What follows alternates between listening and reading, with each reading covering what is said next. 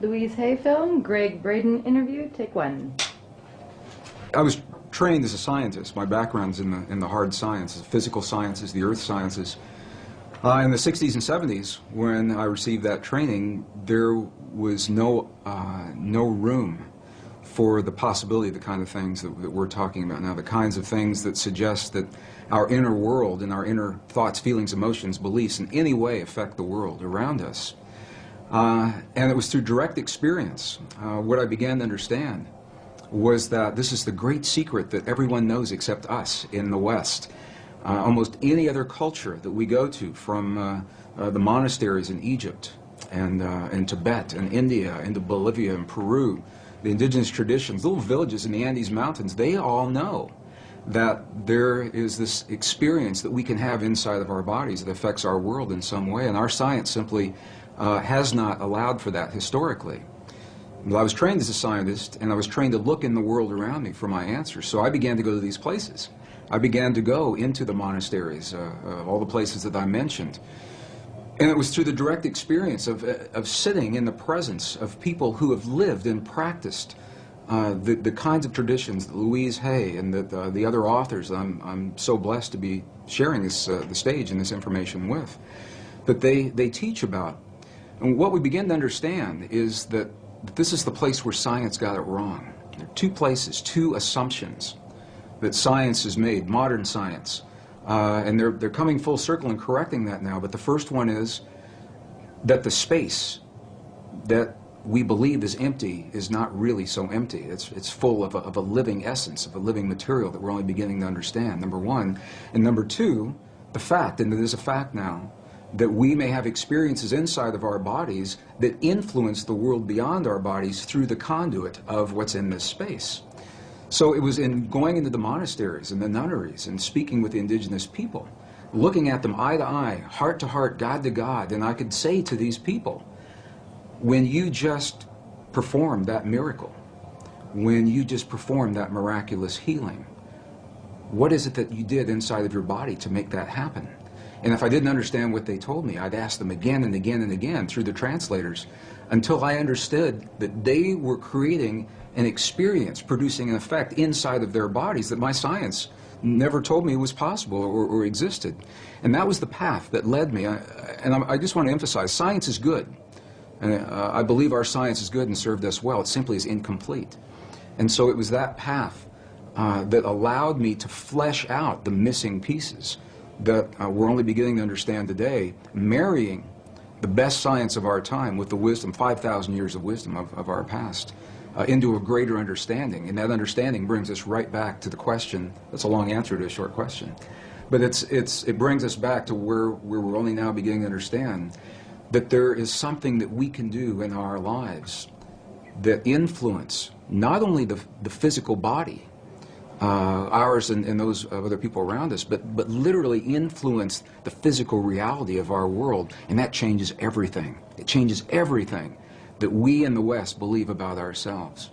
So as a scientist, I've also come to understand this is a very different way for many people to think about themselves and their world. And I've found that there's a learning curve that our audiences and our friends and families and coworkers in my career at the Water Fountain, this is not something that people typically talk about in a technical organization. They don't wake up in the morning and say, what kinds of feelings, what kinds of dreams, what kinds of healings did you have over the weekend? And they're talking about who won the football game and who won the lotteries. But this is where it brings us, the relevance in our lives, because we all are having experiences every day. Whether we are consciously aware of it or not, those experiences are physically affecting our bodies and our world. What Western science now is beginning to understand, only in the last years of the 20th and now the first years of the 21st century, it is now a scientific fact that the space between things is anything but empty. It is full of a living, pulsating essence that is so new, scientists have yet to agree on a single term. Some are calling it a quantum hologram, very technical sounding name. Dr. Edgar Mitchell, the former Apollo astronaut, I've had the honor of sharing a stage with him a number of times. He calls it nature's mind. Stephen Hawking calls it the mind of God. Others simply call it the field. In 1944, the father of quantum physics, Max Planck, identified the existence of this field, and he called it the matrix. He said, underlying everything that we see, our bodies included, everything we see in the world around us in our bodies, he said, there is the existence of what must be a conscious and intelligent mind. This is his language in 1944. He said that this mind is the matrix of all matter, and it's from his work that the movie series began and many of the ideas that we have today. So what we know is this, is that we have the opportunity to influence that field in ways now that we're only beginning to understand. It's done through the human heart. It's not a thinking process. Thoughts are important. But the ancients made a distinction between thoughts and feelings and emotions. And it's the feelings that are centered in our heart, what are called coherent, heart-based emotions. We know that when we feel a feeling of love, compassion, understanding, forgiveness, when we change the self-esteem, that there's an effect from that it changes the electrical and the magnetic fields in our heart, and that those fields literally change the stuff that our world is made of around our bodies. Our hearts are the strongest magnetic field in our bodies, and our hearts are the strongest electrical field in our bodies, much more so than the brain. While the brain does create those kinds of fields, the heart is many times stronger. And what the science now is showing is that when you can change the field that the atom is in, you change the atom, and we're made of those atoms. So when we have feelings in our hearts, we're changing the field that connects the stuff everything is made of, and we literally are altering our physical reality in ways that sound miraculous in Western science. But again, this is the great secret everyone knows except us, because Western science has only arrived at this understanding. You go to these ancient and indigenous traditions and cultures, it's where they begin. They begin with the understanding, sure, everything's connected, and sure, we're part of it. And then they take us one step further, and they say, here, I'll show you. I'll show you how to create the effects in your body so that you can heal your body, and you can heal the bodies of others. You can change your self-esteem, and your body will mirror that change. It doesn't have to be a long, slow, drawn-out process. It can happen very, very quickly. It can happen in a matter of minutes. We have video documentation from medicineless hospitals in Beijing, China, for example, where they understand these practices, and they've employed them for several thousand years. And we can look into the body of a living woman with a cancerous tumor that Western science says is inoperable. And then we can watch as three practitioners that understand the language of human emotion. They create the feeling in their bodies. They're not looking at that tumor as an illness. They see that woman as whole, healthy, vital, completely enabled, fully capacitated. And as they feel that feeling strongly among themselves, her physical body mirrors that. And we can see it through sonograms. We can see that tumor disappear in less than 3 minutes. And that's how quickly reality can change. And this is where the disconnect comes in with Western science. Because I've shared this information with scientists and medical doctors all over the world, and they say, wow, it's a miracle. We're going to have to come back and study this, and we will as soon as we find a cure for cancer, or as soon as we find the cure to cure on a mechanical level, what they see as a mechanical process. And what we now know is our physical body is the outpicturing, is the mirror of something that is not so physical. And this is where science now is only arriving. The three practitioners in the medicineless hospital in Beijing did not judge that cancerous tumor. They didn't judge it right, wrong, good, or bad. They said it's a quantum possibility, and there are many possibilities. Of course, this is just one. They said, now we're going to choose another one. But this is subtle and very, very different way of looking at things, because they acknowledge what is and invite a new possibility rather than having a charge on what is there and feeling that somehow we have to manipulate or cut out, in the case of a tumor, or change, hammer the physical reality into submission. What they're doing is acknowledging that moment, that example, and they're changing it on the level of what we would call the quantum blueprint. They're feeling the feeling as if another possibility has occurred, and in doing so, allowing that possibility to replace the one that exists without judging the one that exists. I was an aerospace engineer in Denver, Colorado during the last years of the Cold War, 1980s, and it was when the famous brown cloud was inundating Denver, and we couldn't all drive on the same days. We had to carpool on different days. And one day I went to an engineer friend's house to do my carpool for that week, and I got there a little early. And I'd never been to his house before, and I said, "Can I use your bathroom?" And I went in there, and he had little Post-it notes of affirmations all over the bathroom, and it said, "My perfect mate is manifesting for me now. My perfect mate is manifesting for me now." We got in his car, and he had little Post-it notes all over the dashboard and the rearview mirror. "My perfect mate is manifesting for me now." And of course, I knew what his office looked like, and it was the same way. He had them all over the walls in the CRT. I said, "Does this affirmation work for you?" He said, "Nah." He said, "It never does." And I said, "Why do you think that is?" And he said, well, look at me. Who'd want to be with somebody like me? I'm just an engineer, you know. He had a very low self-esteem about himself.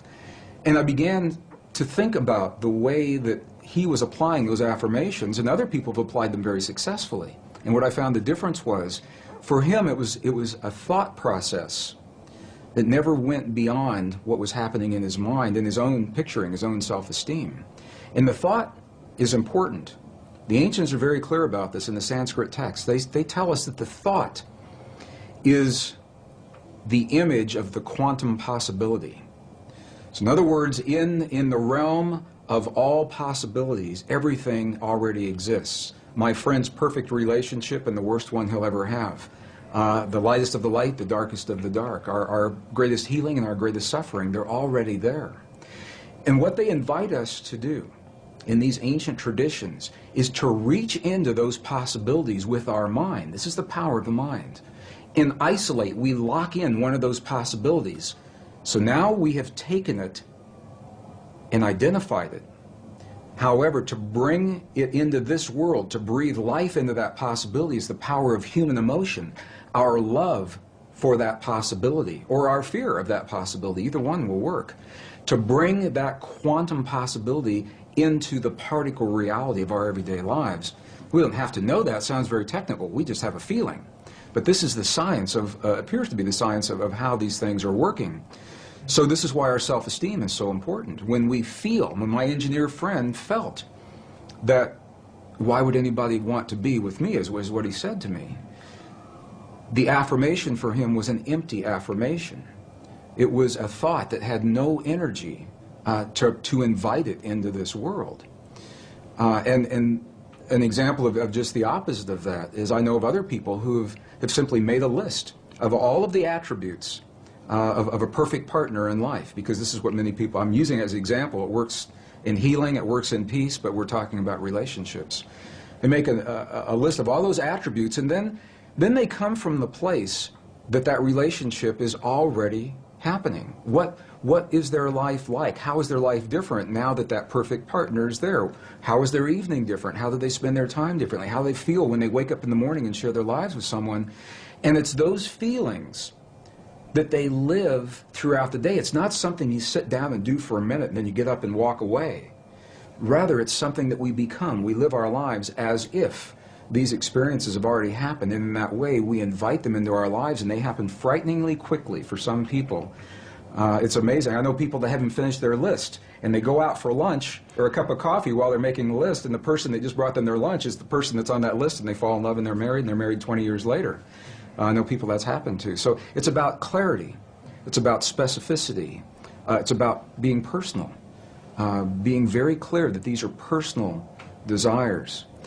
Scientifically, it appears that this field, the divine matrix, it is a mirror and a bridge between our inner and our outer worlds. And it can only give us what we give it to work with. And the interesting thing is that we have been conditioned to feel the feelings of the things that we don't want in life and that we're afraid of. We wake up in the morning and we see the 6 o'clock news and all the things to be afraid of, and then we go through our day saying, oh, I hope I'm not going to see that today, or I hope it's not around the corner. And in my question, so fascinating me, where do we learn to feel the things that we don't want rather than things that we choose to have? And how would our lives be different if we could cut through all of the static and simply choose in our lives what we would like each moment of each day, or our relationships, or our abundance, or our careers, or the peace in our families to look like? What would our lives look like if we could do that? And there's very good scientific evidence showing precisely what our lives would look like because we would very quickly experience everything that we've created. As a scientist, one of the first things I had to understand, and again, my training, I was trained in the hard sciences, and there was no allowance for any inner experience to have an effect on our outer world to begin with. Number two, I was raised in a relatively conservative community in the Midwest. I was born in Missouri, Kansas City, Missouri. Excuse me, in that part of the world, when you talk about emotions, they kind of get lumped into this nebulous experience. So, thoughts, feelings, emotions are all the same thing. We really don't talk about them much. And by the way, as a male, we don't want to see much of yours. So that was my upbringing. So I began to understand when we go into the other cultures, and I'm referring again and again to this wisdom. We had this wisdom in Western cultures, and it was lost in the 4th century. About 1,700 years ago, it was edited right out of our most cherished spiritual and religious traditions, the biblical edits of the 4th century. It was not edited from the other cultures that we have visited, and that's the value of going into these cultures. And they identify 3 separate yet related experiences that we all have in our bodies, and they literally call them thought, feeling, and emotion. And here's the difference. The thinking they identify with the 3 upper energy centers of the body. The Sanskrit traditions have a 7 energy center or 7 chakra system that they work with. And they say the upper 3 are related to what we call thought or logic processes. So when we think about something, we picture it in our mind, that perfect relationship or peace between nations. But we can only invite it into our lives when we breathe the power of emotion into that thought. The emotion comes from the lower 3 of those creative centers in our bodies. So when we breathe the power of emotion into our thought, we imbue that thought with life. And those 2 energies meet in the one center that is not accounted for yet in our model. It's in our heart, or what scientists call the 7-layer liquid crystal oscillator in the center of our chest. But we'll just call it our heart, because that's what it does. Our heart is creating electrical and magnetic waves that are influencing the world around us based on what we think and the emotion that we breathe into those thoughts to create the feeling. So now we've just defined feeling. Feeling, by definition, from the Sanskrit tradition, is the union of thought and emotion, creates the feeling. Now what makes this really interesting is that those traditions say we are capable of only 2 primary emotions, love and whatever we feel the opposite of love is. And when you get really deep into the teachings, there are 2 aspects of the same thing. But what they say is when we have our thought, we are either breathing the love of that thought or our fear of that thought to create the feeling, and the feeling then becomes sadness or joy or compassion or anger. Those are not emotions, those are feelings. Now for some people they say, well, you're nitpicking. What difference could it make? And these are the subtle differences between these ancient ways of viewing this inner technology. It's literally a technology, because we can have the same thought or the same affirmation and imbue it with a different emotion and have completely different feelings and create a different outcome. And this is the great secret that was edited out of our Christian and pre-Christian, Judeo-Christian traditions when 45 books were removed in the 4th century. 20 were taken out completely. Another 25 were condensed and rearranged. And we know this because we found the information now in the Dead Sea Scrolls, the Nag Hammadi Library, the Coptic, the Gnostic texts. So we know what those texts would have said if we had had them. But the interesting thing is, without those texts, we tend to rely upon the written word, the validation, to feel that power in our bodies. I think everyone senses or suspects that there's an untapped potential in the human body.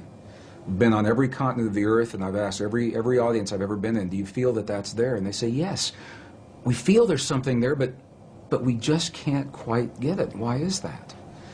So we have a feeling that there's more to us, but we rely on a written validation in a 5,000-year-old text or a scientific study to tell us that it's true.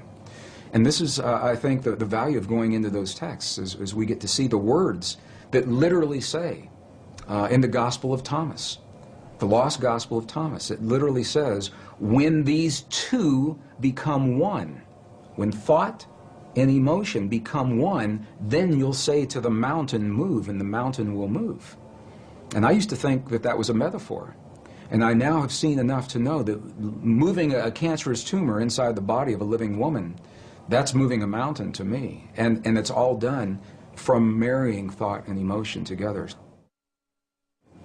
In 1998, I had my first journey into the highlands of central China and Tibet. And it was during that time we were given a personal audience with an abbot, who's an elderly leader of a particular sect in the monastery. And this abbot passed just a couple of years ago, so I'm glad that we spoke with him when we did. And it was this man, I asked the question that I asked every monk, every nun, I asked the shaman in Peru and Bolivia, I had the clearest response from this man. And I asked him a question. I said, when we see your prayers on the outside, and we see you in the chanting hall for 12, 16, 18 hours a day, and we see the bells and the bowls and the mudras and the mantras and the gongs and the chimes and the incense, when we see your prayers on the outside, I said, what are you doing on the inside? And this was the man that looked at me. He said, you've never seen our prayers, because a prayer cannot be seen. He said, what you see are the things we do to create the feeling in our body, and the feeling is the prayer. And then he turned the question on me, and he said, how do you do this in your culture? Through a translator.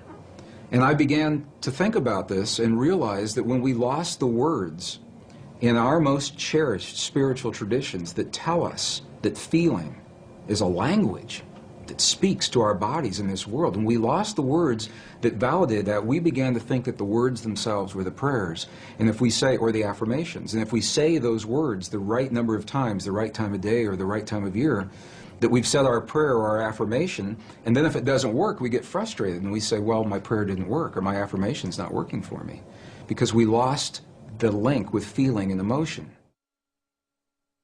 When I was in the monasteries in Tibet, and the abbot had passed, a new abbot took his place, who was already in his mid-80s. He's the new young abbot. He's already in his mid-80s. And I asked him a question, and this was in 2005. We just went back. And I asked him a question, and I said, what is the force in your tradition, in your belief system? What is the force that connects the universe? What's the force that holds everything together? And through the translator, he answered me with one word. And I thought I heard it incorrectly. And I said, would you do that again? And he came back and he answered me with one word, and he said, compassion. And I said, well, wait a minute. I said, is compassion a force that holds everything together, or is it a feeling that we experience in our bodies? And he said, yes. And that was very powerful for me to understand that, because it says that we have the ability to feel in our bodies the stuff that holds this universe together. And we're really not so different from those quantum particles in the stars beyond us, or in the tumor that's in front of us, in the suffering of our loved ones, or in the peace between the nations. It's all part of the same thing. The challenge is to make it more than an intellectual exercise. How do we know we're part of all that is? One of the ways that helped me come to that realization, there was an experiment that was done in 1997 in Geneva, Switzerland. Made world headlines. 3,500 reporters from the science journals were there. They documented this experiment, and it didn't make the cover of Time magazine or USA Today, although I think it should have. And what the experiment showed, the bottom line, was that when you take the stuff our world is made of, a particle of matter, one particle, and even if you split that particle and send each portion to different locations, which is what this experiment did. They split one particle of matter and sent one particle 7 miles this direction, the other 7 miles that direction. They were 14 miles apart, and even though they were separated physically, they were still connected energetically.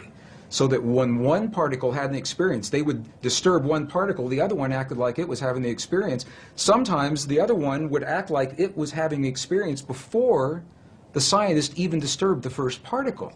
And it's mind-boggling. They said, well, how can this be? But what this tells us is that once matter is physically joined, even when it becomes separate, the energy is still there that's connecting it. And this is why it's important to me, because if we go back far enough in time, all the particles of matter of this entire universe that are expanding were all meshed together in a single particle about the size of a green pea, is what scientists tell us today. It's what the computer models suggest.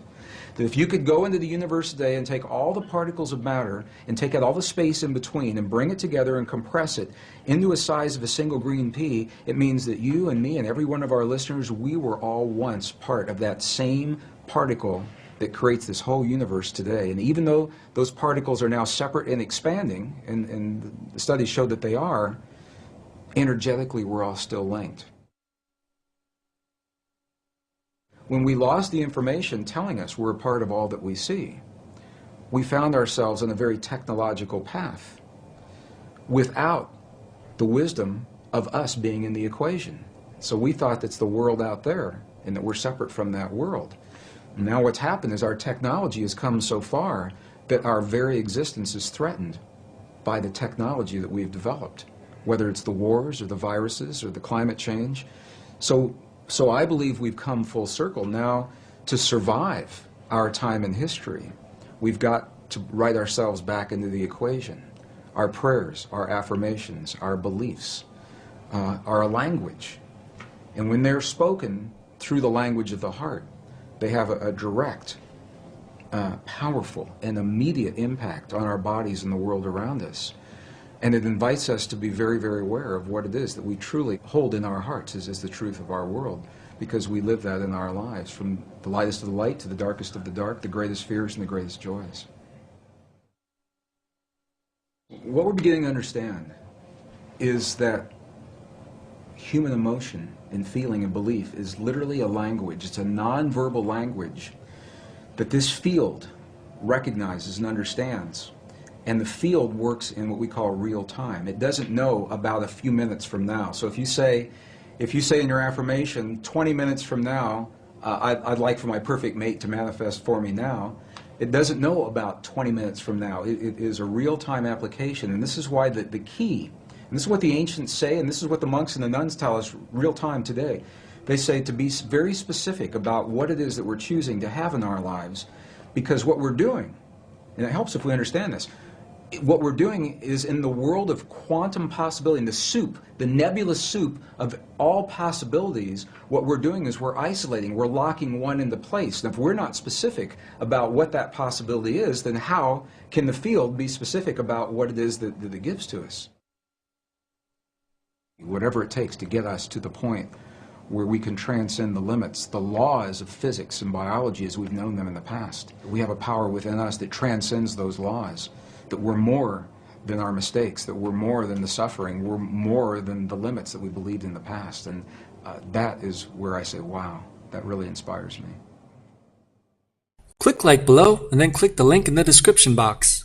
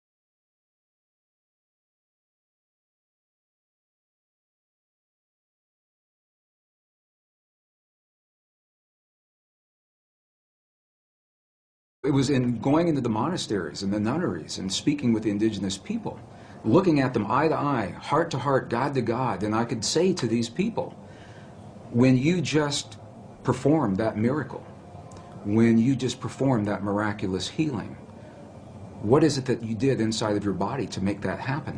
And if I didn't understand what they told me, I'd ask them again and again and again through the translators until I understood that they were creating an experience, producing an effect inside of their bodies that my science never told me was possible or existed. And that was the path that led me. I just want to emphasize, science is good. And I believe our science is good and served us well. It simply is incomplete. And so it was that path that allowed me to flesh out the missing pieces that we're only beginning to understand today, marrying the best science of our time with the wisdom, 5,000 years of wisdom of our past, into a greater understanding. And that understanding brings us right back to the question. That's a long answer to a short question. Yep. Go ahead. Louise Hay film, Gregg Braden interview, take one. I was trained as a scientist. My background's in the hard sciences, physical sciences, the earth sciences. In the 60s and 70s, when I received that training, there was no room for the possibility of the kind of things that we're talking about now, the kinds of things that suggest that our inner world and our inner thoughts, feelings, emotions, beliefs in any way affect the world around us. And it was through direct experience what I began to understand was that this is the great secret that everyone knows except us in the West. Almost any other culture that we go to, from the monasteries in Egypt and Tibet and India into Bolivia and Peru, the indigenous traditions, little villages in the Andes Mountains, they all know that there is this experience that we can have inside of our bodies that affects our world in some way, and our science simply has not allowed for that historically. Well, I was trained as a scientist, and I was trained to look in the world around me for my answers, so I began to go to these places. I began to go into the monasteries, all the places that I mentioned. And it was through the direct experience of sitting in the presence of people who have lived and practiced the kinds of traditions that Louise Hay and the other authors I'm so blessed to be sharing the stage and this information with, that they teach about. And what we begin to understand is that this is the place where science got it wrong. There are two places, two assumptions that science has made, modern science. And they're coming full circle and correcting that now. But the first one is that the space that we believe is empty is not really so empty. It's full of a living essence, of a living material that we're only beginning to understand, number one. And number two, the fact, and it is a fact now, that we may have experiences inside of our bodies that influence the world beyond our bodies through the conduit of what's in this space. So the experiences every day, whether we are consciously aware of it or not, those experiences are physically affecting our bodies and our world. What Western science now is beginning to understand, only in the last years of the 20th and now the first years of the 21st century, it is now a scientific fact that the space between things is anything but empty. It is full of a living, pulsating essence that is so new scientists have yet to agree on a single term. Some are calling it a quantum hologram, very technical sounding name. Dr. Edgar Mitchell, the former Apollo astronaut, I've had the honor of sharing a stage with him a number of times. He calls it nature's mind. Stephen Hawking calls it the mind of God. Others simply call it the field. In 1944, the father of quantum physics, Max Planck, identified the existence of this field, and he called it the matrix. He said, underlying everything that we see, our bodies included, everything we see in the world around us in our bodies, he said, there is the existence of what must be. But it brings us back to where we're only now beginning to understand that there is something that we can do in our lives that influence not only the physical body, ours and those of other people around us, but literally influence the physical reality of our world, and that changes everything. It changes everything that we in the West believe about ourselves. So as a scientist, I've also come to understand this is a very different way for many people to think about themselves and their world. And I've found that there's a learning curve that our audiences and our friends and families and coworkers in my career at the Water Fountain, this is not something that people typically talk about in a technical organization. They don't wake up in the morning and say, what kinds of feelings, what kinds of dreams, what kinds of healings did you have over the weekend? And they're talking about who won the football game and who won the lotteries. But this is where it brings us, the relevance in our lives, because we all have